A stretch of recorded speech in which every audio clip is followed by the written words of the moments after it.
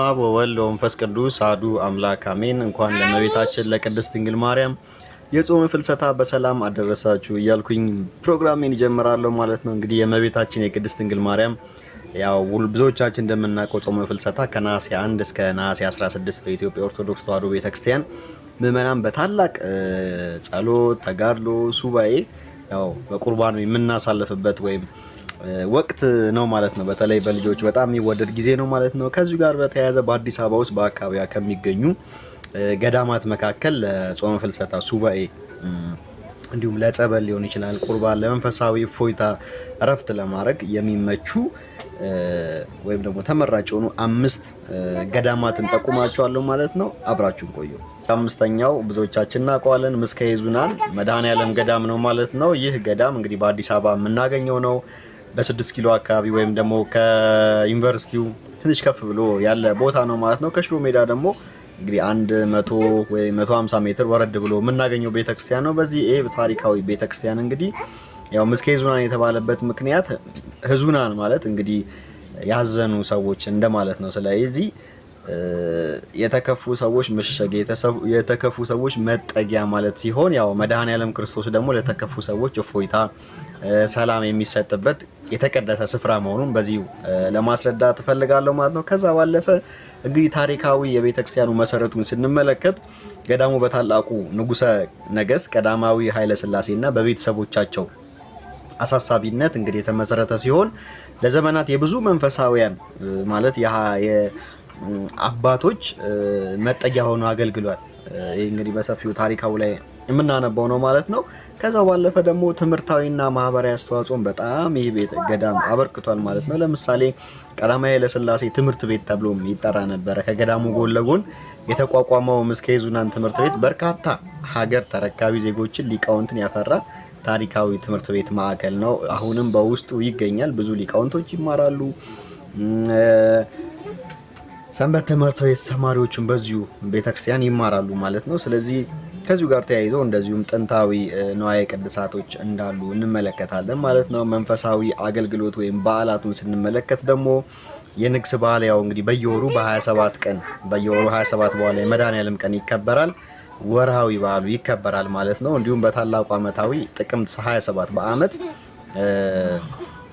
2 ጊዜ ብቻ ነው ታቦት የሚወጣው። ጥቅምት 27 እና መጋቢት 27 በዓላት ወቅት ገዳሙ በታላቅ መንፈሳዊ ስነ ስርዓት ቅዳሴና ዝማሬ ይከበራል ማለት ነው። ከዛ ውጪ የንግስ በዓል የለም ማለት ነው እዚህ ገዳም ላይ። ከዛ ባለፈ እንግዲህ የገዳሙ አገልግሎት ምንድነው ስንል ያው በገዳሙ ዘወትር ቅዳሴ አለ፣ ጸሎት አለ፣ ትምህርተ ወንጌል ይሰጣል፣ ቅዱሳን መጽሐፍ ትርጓሜዎችም ይካሄዳሉ ማለት ነው። ከዚሁ ጋር በተያያዘ እንግዲህ የገዳማት ስርዓት ነው ያለው ማለት ነው። አወቃቀሩም የገዳማት ስርዓት ነው። ቅዳሴ ብዙ ጊዜ ከሰዓት ነው የሚካሄደው ማለት ነው እንደ ገዳም። ስለዚህ በአምስተኛ ደረጃ ይሄንን ገዳም ብትገቡ እዚህ ገዳም ሱባኤ ብትይዙ ጸጥ ያለ ነው፣ ብዙም ረብሻ የሌለው ሰው ነው በአካባቢ ነውና በጣም ተመራጭ ነው የሚል ጥቆማ አቀርብላችኋለሁ። በአራተኛ ደረጃ የምንመለከተው ደግሞ ብዙዎቻችን እናውቀዋለን ደብረ አሚን አቡነ ተክለ ሃይማኖት ገዳም ነው ማለት ነው። ይህ ደብረ አሚን አቡነ ተክለ ሃይማኖት ገዳም ብዙዎቻችን እንግዲህ እንደምናውቀው በአዲስ አበባ ከተማ መርካቶ አካባቢ የሚገኝ ቤተክርስቲያን ነው። ረጅም ታሪክ ያለው ነው። ከዛ ባለፈ በታላቁ ጻድቁ አቡነ ተክለ ሃይማኖት ስም የተሰየመ ሆኖ እንዳጋጣሚ ሆኖ ደግሞ ዳግማዊ ደብረ ሊባኖስ ተብሎም ይሰየማል። ብዙ ጊዜ እዛ ደብረ ሊባኖስ ያለው ስርዓት እዚህም ይደረጋል። እዚህም እንደምታውቀው የገዳም ስርዓት ነው ያለው። ቅዳሴ በማንኛውም ከአመት እስከ አመት ከ55ቱ ወይም ደግሞ ከበዓለ ትንሣኤ እሱን ጀምሮ ያው ጧት ይቀደሳል። ከዛ ባለፈ ግን ቅዳሴ የሚካሄደው ከሰዓት ነው ማለት ነው። እንግዲህ ቤተክርስቲያን መንፈሳዊ ወይም ታሪካዊ ቦታውን ስንመለከት ገዳሙ የተሰየመው በ13ኛው ክፍለ ዘመን ሲሆን በኢትዮጵያ እንግዲህ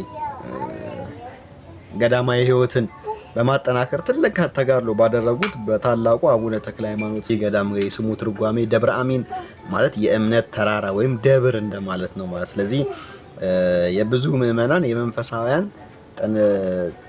ጥንካሬና ጸሎት የሚታይበት ገዳም ነው። በተለይ በዚህ ገዳም ላይ ብዙዎቻችን እንግዲህ ሄደን የምናውቀው ከሆነ የደብረ ሊባኖስ አይነት ስርዓት ነው ያለው። ከእንግዲህ ከበዓለ ትንሣኤ በኋላ ያለው ብቻ ነው ጧት የሚቀደሰው 55ቱን ቀናት። ከዛ በኋላ ያለው እንደ ገዳም ስርዓት ከሰዓት ነው የሚቀደሰው ማለት ነው።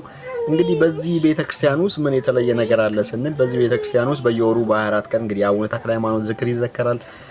በየወሩ በ24ቱ ደግሞ ደብረ ሊባኖስ እንደሚደረገው ዳቤና ንፍሮ ይሰጣል ማለት ነው። እዚህ ቤተክርስቲያን ውስጥም እዚሁ ገዳም ውስጥም እንግዲህ ደብረ ሊባኖስ የተገባው ቃል ኪዳን በጠቅላላ እዚህም እንደሚሰራ ቤተክርስቲያን እንግዲህ ለየት የሚያደርገው ነገር ምንድነው? በታላቅ የዓመታዊ በዓሎች በተለይ በነሐሴ 24 እረፍታቸው በግንቦት 12 ቀን ፍልሰታ አጽማቸው በገዳሙ በታላቅ መንፈሳዊ ስነ ስርዓት የሚከበር በዓል ነው። እንግዲህ ብዙዎቻችን እናውቀዋለን አክብረን የምናውቅ ከሆነ።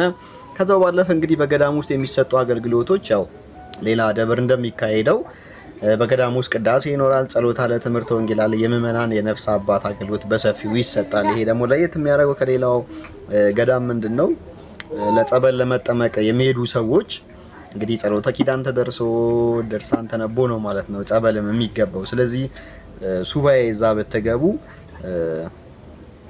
ብዙ ጸሎቶችን ትካፈላላችሁ፣ የገዳም ስርዓቶችን ትካፈላላችሁ፣ ውዳሴ ማርያም፣ የተለያዩ መንፈሳዊ አገልግሎቶች ታገኛላችሁ ማለት ነው።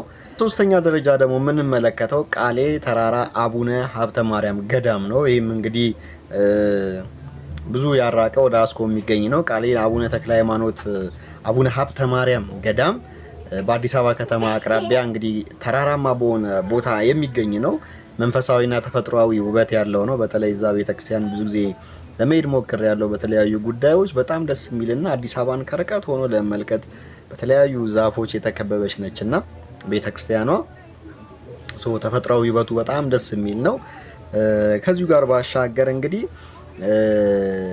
ገዳሙ የተሰየመው በኢትዮጵያ ኦርቶዶክስ ተዋሕዶ ቤተክርስቲያን ተጋድሎና አባታዊ አገልግሎት ባበረከቱት በጻድቁ በአቡነ ሀብተ ማርያም ነው ማለት ነው። ስለዚህ ገዳሙ ከተማው ረብሻ ወከባ የራቀ ነው እንዳልኳችሁ በጣም ከፍ ያለ ቦታ ስለሆነ ከወከባ ራቅ ያለ ነው።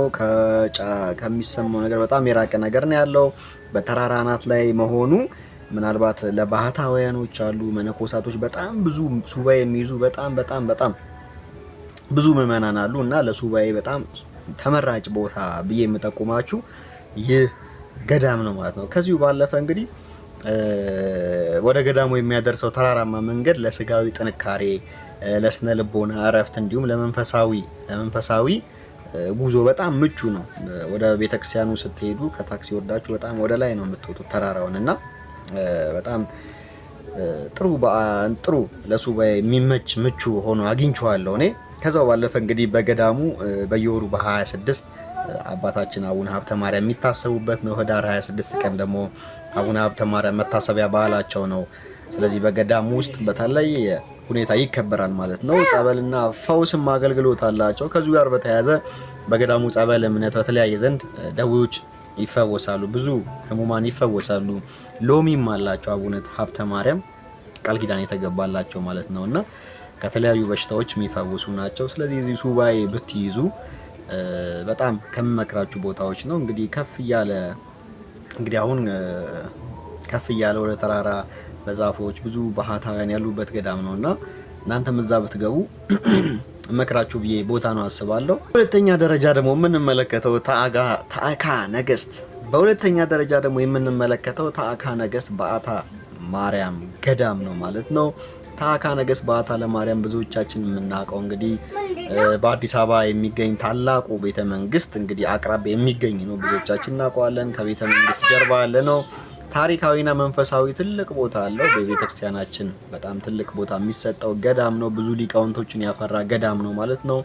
እንግዲህ አመሰራረቱን ስንመለከት ያው በዳግማዊ ምኒልክና በእቴጌ ጣይቱ ብጡል አሳሳቢነት እንግዲህ የተቆረቆረ ቤተክርስቲያን ነው። ብዙዎቻችን እናውቀዋለን ብዬ አስባለሁ። በአዲስ አበባ ውስጥ እሱ ብቻ ስለሆነ ታዕካ ነገስት እንግዲህ ማለት ያው የነገስታት ማደሪያ ወይም ቤተ መንግስት ማለት ነው። ነገስታት ስላሳነጹት እንግዲህ ቤተ መንግስት ማለት ነው። በዓታ ማለት ደግሞ ያው ብዙዎቻችን እንደምናውቀው እመቤታችን ቅድስት ድንግል ማርያም ወደ ቤተ መቅደስ የገባችበት በዓል የሚያስብ ነው። በዓታ ማለት እሱን የሚያስብ ነው። ስለዚህ የታሪኩ ቤተክርስቲያኑ ታሪክ ይሄን ይመስላል። ከዛ ባለፈ በዚህ ገዳም ውስጥ ምናልባት ሱባኤ ብትይዙ መክራችሁ ብዬ የማስበው በጣም በሁለተኛ ደረጃ ይሄን ቤተክርስቲያን ነው። ታዕካ ነገስት ገዳሙ በኢትዮጵያ ኦርቶዶክስ ተዋሕዶ ቤተክርስቲያን ትልቅ ስፍራ የሚሰጠው ቤተክርስቲያን ነው። የነገስታቱ መካነ መቃብር አለ ከቤተ መቅደሱ ታች ማለት ነው። ግራውንድ ላይ ቤተ መቅደስ ውስጥ ገብታችሁ ነው ግራውንድ ላይ የነገስታቱ መካነ አጼ ምኒልክም እቴጌ ጣይቱ እንዲሁም ደግሞ ሌሎቹም ነገስታት የሚገለገሉበት ነው። የቅዱሱም የተለያዩ ነገሮች እዛ አሉ ማለት ነው። ከዛ ባለፈ እንግዲህ ቅርሶች አሉ፣ ታሪካዊ ቅርሶች አሉ በገዳሙ ቤተ መዘክር ግቢ ውስጥ የነገስታቱ ዘውዶች፣ የወርቅ ብር አልባሳት፣ ጥንታዊ ንዋየ ቅድሳት፣ መንፈሳዊ በዓላቱ ደግሞ ብዙዎቻችን የምናውቀው ታካ ነገስት በዓታ ለማርያም ታኅሳስ 3 በታላቅ ትከበራለች። ከዚሁ ጋር በተያያዘ ኪዳነ ምሕረትም ያው አለች እዛ ቤተክርስቲያን ውስጥ እናውቃለን። ስለዚህ ለፍልሰታ የሚመች ቦታ ነው፣ ሱባኤ ለመያዝ የሚመች ቦታ ነው። በአዲስ አበባ ቤተክርስቲያኑ ስትገቡ የመጀመሪያው የምታዩት ዛፍ ነው፣ በጣም ሰፊ ነው፣ ለሱባኤ የሚመች ነው ማለት ነው። እንግዲህ እዛ ብንገባ የተለያዩ የገዳም ስርዓቶች እንመለከታለን። የዘውትር ጸሎት ይደረሳል፣ ዕለት ዕለት ማታ ማታ ውዳሴ ማርያም ዜማ ይደረሳል እና ይሄን ብዙ የመንፈሳዊ አገልግሎቶችን ራሳችንን አድሰን ራሳችንን ለውጠን የምንሄድበት ታላቅ ገዳም ነው ማለት ነው። ታጋ ነገስት በዓታ ለማርያም ብዙዎቻችን እናውቀዋለን። አንደኝነት ደረጃ ደግሞ የምጠቁማችሁ ብዙዎቻችሁ እንደገመታችሁት ብዙዎቻችሁ እንደምታስቡት በኮሜንት ላይ እንዳስቀመጣችሁትም እንጦጦ ሐመረኖ ኪዳነ ምሕረት ገዳም ነው ማለት ነው። እንግዲህ ሐመረኖ ቅድስት ኪዳነ ምሕረት ገዳም ብዙዎቻችን እናውቀዋለን። ስለት የተሰማበት እዛ ሄዶ እንባው ያልታበሰበት የለም። እዛ ሄዶ ህመሙ ያልተፈወሰበት ሰው የለም። እዛ ሄዶ ሱባኤ ገብቶ ሱባኤው ያልሰመረለት ሰው የለም። እንግዲህ በአዲስ አበባ ሰሜናዊ ክፍለ ከተማ በእንጦጦ ተራራ ላይ የምትገኝ ታላቅ መንፈሳዊ ቤተክርስቲያን ናት። ያው ብዙዎቻችን እንደምናውቀው ተፈጥሯዊ ውበት ያለው ገዳም ነው ማለት ነው። ስለዚህ ሐመረኖ ማለት የኖህ መርከብ ማለት ነው። በነገራችን ላይ ያው እናውቀዋለን። ያው ለማስታወስ ነው የኖህ መርከብ ማለት ነው። የኖህ መርከብ ማለት ደግሞ ብዙ እንግዲህ መጽሐፍ ቅዱሳችን ላይ እንዳለውም የሰው ልጅ ከጥፋቷ በመርከብ እንደዳነ ሁሉ ገዳሙም ለምዕመናን ከመንፈሳዊ ጥፋትና ከኃጢአት መዳኛ የሰላም እፎይታ ስፍራ መሆኑን ለማመልከት ሐመረኖ ተብሏል ማለት ነው። እንግዲህ ከዚህ በገዳም ውስጥ ብዙዎች ገዳሙን የተሰየመው የእመቤታችን ቅድስት ድንግል ማርያም የቃል ኪዳን ስም በሆነው ኪዳነ ምሕረት በሚለው ነው ማለት ነው ሲሆን በርካታ ምዕመናንም ደግሞ ለጸሎት ለስለት የሚጎርፉበት የሚሄዱበት ሳይሆን የሚጎርፉበት ገዳም እንደሆነ ብዙዎቻችን እናውቃለን። እንግዲህ የተፈጥሮ አቀማመጡ እንዳልኳችሁ ተራራ ላይ ነው። ጥቅጥቅ ባለ ባህር ዛፍ የተሞላ ነው። የተፈጥሮ ደን ነው። ከተማዋም ቁልቁል የሚያሳይ ሰላማዊ ተራራ አናት ላይ ያለ ገዳም ነው ማለት ነው። በዚህ ገዳም ላይ ሱባኤ ለመያዝ አይደለም ለመሳለም ራሱ እዛ ትንሽ አንድ 10 ደቂቃ ብንቆይ እረፍት አግኝተን የምንመጣበት ታላቅ ገዳም ነው ማለት ነው። እንግዲህ በዚህ ገዳም ደግሞ ሱባኤ ብንይዝ ከዚህ የበለጠ እረፍትና ሰላም እናገኛለን። ጸሎታችን የሚሰማበት ታላቅ ስፍራ ነው ማለት ነው። ከዛ ባለፈ እንግዲህ ብዙዎች ለሱባኤና ለጸሎት ከተማዋን ከጫጫታና ራቅ ያለ ስለሆነ ይመርጡታል።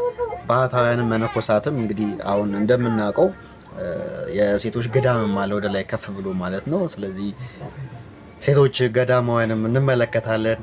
ከዛ ባለፈ ብዙዎች እንግዲህ ጸበል ቦታውም ወደታች ነው ማለት ነው። ስለ ንግስ በዓል አለው በየወሩ እንግዲህ በ16 ቀን የእመቤታችን ኪዳነ ምሕረት ወርሃዊ በዓል የሚታሰብበት ነው። ከዛ ባለፈ አመታዊ በዓሉ ደግሞ የካቲት 16 ኪዳነ ምሕረት ሱባኤውን እንደጨረስን እዛ የእመቤታችንን ትንሳኤ አይተን የምንወጣበት ነው ማለት ነው። ከገዳሙ በረከት የምንካፈልበት ነው። ትልቅ የገዳም ስርዓት ያለበት ቤተክርስቲያን ነው፣ ገዳም ነው ማለት ነው። ይህንን ያልኩት ያው በጽሁፍ ብቻ አይደለም፣ ሄጄም በአካል ስላየሁት ነው። በጣም መልካም የሆነ ቦታ ነው። ስለዚህ እንግዲህ ይሄን ይመስላል ማለት ነው የጥቆማዬ። ከዚሁ ባለፈ ከዚሁ ጋር ተያይዞ ለጾመ ፍልሰታ ሱባኤ ያው ጠቃሚ ምክሮችን በዚሁ አጋጣሚ ለመናገር ሞክራለሁ። እንግዲህ ቅድመ ዝግጅት ያስፈልጋል ብዬ አስባለሁ። ቅድመ ዝግጅት ማለት ሱባኤ ለመያዝ እንግዲህ በገዳማቱ አድራሻ ተገኝተን የሱባኤ ቦታ መምረጥ አለብን። ከዛ በኋላ የጸበልና የህግ አባቶችን የነፍስ አባት አስቀድሞ ማማከር፣ ፈቃድ መቀበል መልካም ነው። ብዙ ጊዜ ሱባኤ ሲገባ ዝም ብሎ የሚካሄድ አይደለም። የነፍስ አባት የንስሐ አባትን አማክሮ ቅድመ ዝግጅት ያስፈልጋል። ዝም ብሎ ተነስቶ መሄድ አይገባም ማለት ነው። ከዛ ባለፈ በሁለተኛ ደረጃ አልባሳትና ቁሳቁስ እንግዲህ ይሄን ብዙዎቻችን የምንታዘበው ጉዳይ ነው። በዚህ ቤተክርስቲያን በገዳማት ውስጥ አልባሳትና ቁሳቁስ ማለት ይሄ ሴቶች ሱሪ፣ ወንዶች ደግሞ ጸጉር፣ የተለያዩ ጆሮ መበሳት ሊሆን ይችላል። የተለያዩ ጌጣጌጦችን ይዞ መግባት አይቻልም ማለት ነው። ወደ ሱባኤ ወደ ገዳሙ ይዞ መግባት አይቻልም ማለት ነው። እንግዲህ ቢቻል ይዞ መግባት የሚቻለው ጋቢ፣ ምክንያቱም ያው ወቅቱም ክረምት ነው፣ ሌሊትም ለሰዓታትም መሄዳችን የማይቀር ነገር ነውና ስለዚህ ጋቢና ነጠላ አድርጎ መሄድ ተገቢ ነው። ከዛ በተረፈ የተለያዩ የቴክኖሎጂ ነገሮችን እንግዲህ ከሱባኤ ጋር ስለሚጋጭ እዚሁ አስቀርቶ መሄድ ተገቢ ነው አስባለሁ። በሶስተኛ ደረጃ እንግዲህ መክራችሁ ምክር ምንድነው? የመጽሐፍ ቅዱስ እና የጸሎት የተለያዩ ቅዱሳን መጽሐፍትን ይዞ መግባትም ተገቢ ነው። ምክንያቱም ብዙዎቻችን ዝም ብሎ ሱባኤ ገብቶ ከዛ በኋላ ሱባኤው አላልቅ ብሎት ወይ ቅዳሴው እስኪጀምር ግቢውን የሚዞሩበት ከዚህም ከዛም ሰው ጋር የሚወራበት ጉዳይ አይደለም እንግዲህ ሱባኤ ማለት። ስለዚህ ቅዱሳን መጽሐፍትን ውዳሴ ማርያም ሊሆን ይችላል፣ ሰዓታት ሊሆን ይችላል፣ የተለያዩ እንግዲህ ቤተክርስቲያናችን መጽሐፍ የላትም ማለት አንችልም እና በጣም ሁልቆ መጽሐፍት በጣም ብዙ መጽሐፍት ያላት ቤተክርስቲያን ነች ማለት ነው። እና ስለዚህ እነዛን ይዞ መግባት ተገቢ ነው ማለት ብዬ አስባለሁ። እንግዲህ የዛሬ ፕሮግራማችን ይሄን ይመስላል። መልካም የጾም ፍልሰታ የሱባኤ የጸሎት ጊዜ እንዲሆንላችሁ ሱባኤ የምትይዙ በዚሁም ደግሞ በስራ በተለያዩ አጋጣሚ ደግሞ ሆናችሁ ደግሞ የእመቤታችንን ሐዘኗን ሞቷን እንደዚሁም ትንሳኤዋን ለማክበር በዚሁ ሱባኤ ደግሞ ጸሎታችን የሚሰማበት ያድርግልን ብዬ እንግዲህ እመረቃችኋለሁ። ከዛ ባለፈ ሀገራችንን ሰላም ያድርግልን። አሁንም የምንሰማው ነገር ጥሩ አይደለም። ሀገራችንን ሰላም ያርግልን። በተረፈ ለቻናላችን አዲስ የሆናችሁ ሰዎች ላይክ አድርጉ፣ ሰብስክራይብ አድርጉ። ሰላም ነው።